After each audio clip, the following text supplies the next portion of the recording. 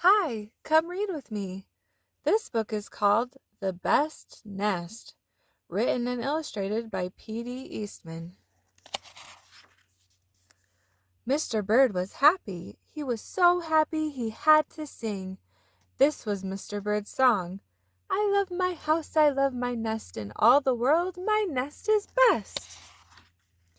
Then Mrs. Bird came out of the house. It's not the best nest, she said. I'm tired of this old place, said Mrs. Bird. I hate it. Let's look for a new place right now. So they left the old place to look for a new one. This place looks nice, said Mr. Bird. Let's move in here. But somebody else had already moved in. So they looked at another house. This one looks nice, said Mr. Bird, and there's nobody in it. You're wrong, said Mrs. Bird. This house belongs to a foot.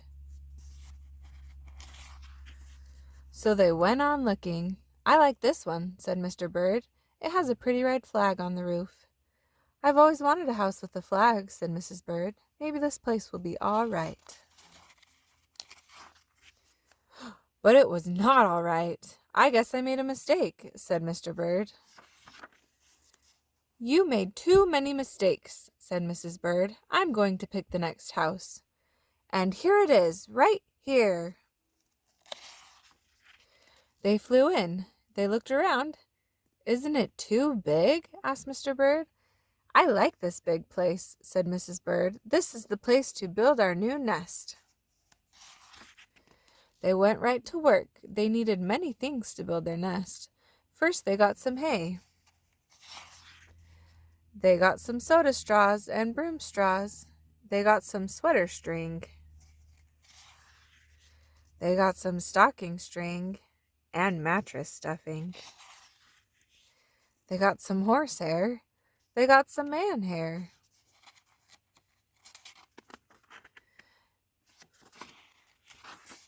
Soon they had all the hay, all the straw, all the string, all the stuffing, all the horsehair, and all the man hair they could carry.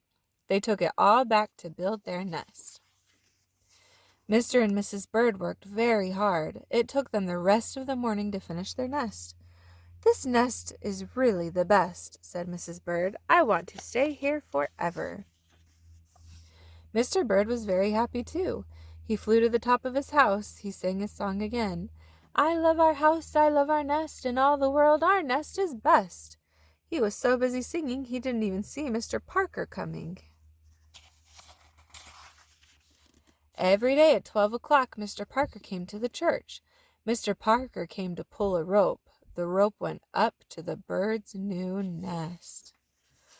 The rope rang the big bell right under Mrs. Bird's nest. Bong, bong, bong. Mrs. Bird got out of there as fast as she could fly. When Mr. Bird came in, all he could see was a mess of hay and string and stuffing and horsehair and man hair and straws. Where was Mrs. Bird? I will look for her until I find her, said Mr. Bird. He looked high and he looked low. He looked everywhere for Mrs. Bird.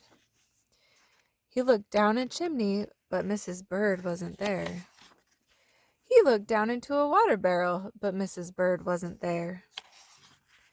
Then he saw a big fat cat. There was a big fat smile on the big fat cat's face. There were some pretty brown feathers near the fat cat's mouth.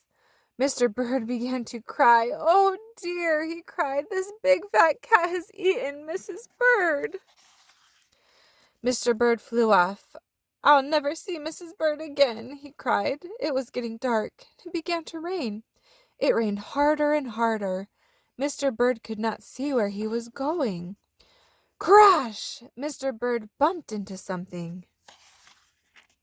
It was his old house, that old house that Mrs. Bird hated. I'll go inside, said Mr. Bird. I'll rest here until the rain stops.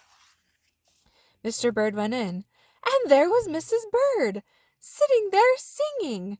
I love my house, I love my nest, in all the world this nest is best. You? Here? Gasped Mr. Bird. I thought you hated this old nest. Mrs. Bird smiled. I used to hate it, she said, but a mother bird can change her mind. You see, there's no nest like an old nest for a brand new bird.